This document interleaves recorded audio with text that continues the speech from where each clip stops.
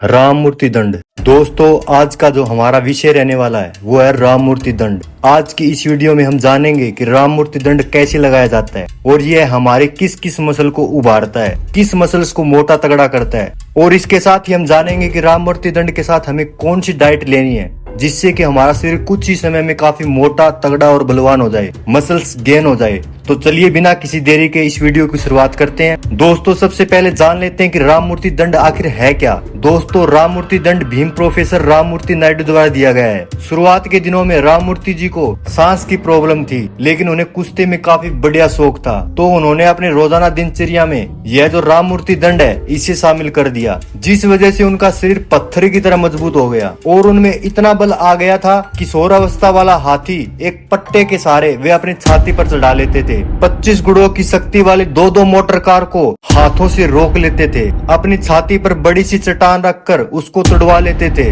तो उनकी इस ताकत को देखने के लिए देश विदेश से काफी लोग आते थे। तो उनका ये जो दंड था यह काफी फेमस हो गया और इसी पर काफी रिसर्च भी हुई और फिर पता चला कि यह राम मूर्ति दंड जो है, अगर इसे कोई व्यक्ति करता है तो उसके शरीर में बहुत सारे फायदे होते हैं। आप खुद भी सोच सकते हैं कि जिस आदमी को सांस की तकलीफ थी वह इतना बलशाली इस दंड के सहारे हो गया। इस वीडियो में मैं आपको बताऊंगा कि वह डाइट कौन सी लेते थे। शुरुआत में राम मूर्ति दंड लगाने के लिए आपको क्या करना है, आपको दंड की अवस्था में आना है। इसमें दो मेन भाग होते हैं। पहला भाग यह है कि आपको दंड सही तरीके से लगाना है और दूसरा है कुंभक, यानी कि सांस को लेना कब है और छोड़ना कब है। इस दंड को जितने धीरे धीरे करते हैं आपकी उतनी ही सांस को रोकना पड़ता है और धीरे धीरे दंड मुश्किल होता जाता है और शरीर को बहुत बढ़िया तरीके से विकास करता है। तो आपको दंड की ऐसी पोजीशन में आकर सांस को लेना है और फिर रोक कर नीचे आना है और आप जितनी देर तक अपनी सांसों को रोक सके आपको रोक कर रखना है और वापिस पुनः उसी अवस्था में आकर सांस को छोड़ना है।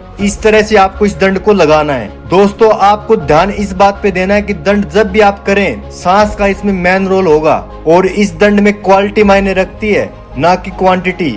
यानी कि अगर आप 10 दंड लगाते हैं और यह भी सही तरीके से लगाते हैं तो वह आपको ज्यादा फायदा करेगा एज कम्पेयर टू आप 100 दंड लगाएं। तो आपको सही तरीके से लगाना है दंड को। दोस्तों, इस दंड को आप सप्ताह में 5 दिन लगाएं और 2 दिन आप कभी भी आप बीच बीच में रेस्ट लें। अगर आप 30 दिनों तक इस दंड को लगाते हैं तो आपके शरीर में क्या क्या फायदे होते हैं वे हम अब जानेंगे। दोस्तों, जब आप राम मूर्ति दंड लगाते हैं तो आपके शोल्डर पर काफी सारा इफेक्ट पड़ता है, तो यह आपके शोल्डर को गेन करने में बहुत ही लाभकारी होते हैं। तो इस दंड को अगर आप लगाओगे तो आपके शोल्डर धीरे धीरे फैलने शुरू हो जाएंगे और आपके जो कंधे हैं वे चौड़े बन जाएंगे। उसी के साथ इस दंड को लगाने से आपके ट्राइसेप्स भी काफी बढ़िया से गेन होते हैं। अगर आपकी बाजू कमजोर दिखाई देती है तो इसमें ट्राइसेप्स आपकी मेन भूमिका निभाता है। यानी कि बाजू को चौड़ा करने के लिए ट्राइसेप्स का बहुत बड़ा होना बहुत जरूरी होता है। तो यह दंड लगाने से आपके बाजू भी चौड़े हो जाते हैं। उसी के साथ इस दंड को लगाने से आपका अपर चेस्ट, लोअर चेस्ट और मिडिल चेस्ट ये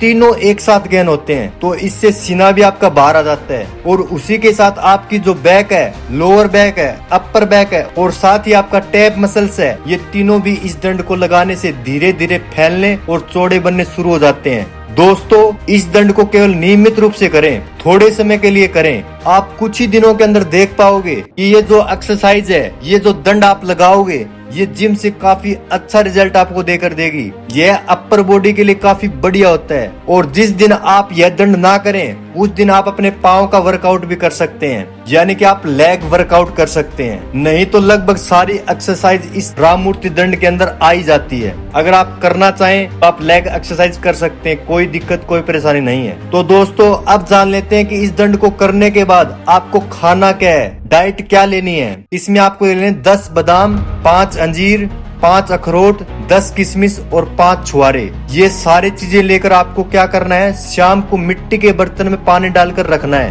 और सुबह उठते ही ये चीजें आपको खानी है और जो पानी है उसको पी लेना है और उसके 15 मिनट बाद आपको 1 गिलास दूध गाय का, उसमें 1 चम्मच गाय का घी डालकर पीना है। दोस्तों, यह हो गया आपका पोस्ट वर्कआउट डाइट। और इसके अतिरिक्त अगर आप किसी भी प्रोफेशन में हैं और 6 बजे आप डेली इस डाइट को लेते रहोगे तो आप देखोगे कुछ ही समय में आपके शरीर में काफी बढ़िया बदलाव आना शुरू हो जाएगा। अगर आप जिम नहीं जा पाते हैं तो ये राम मूर्ति दंड आपके लिए सबसे बेस्ट है। तो दोस्तों मुझे उम्मीद है आपको यह जानकारी पसंद आई होगी। अगर वीडियो अच्छी लगी है तो वीडियो को लाइक करिएगा।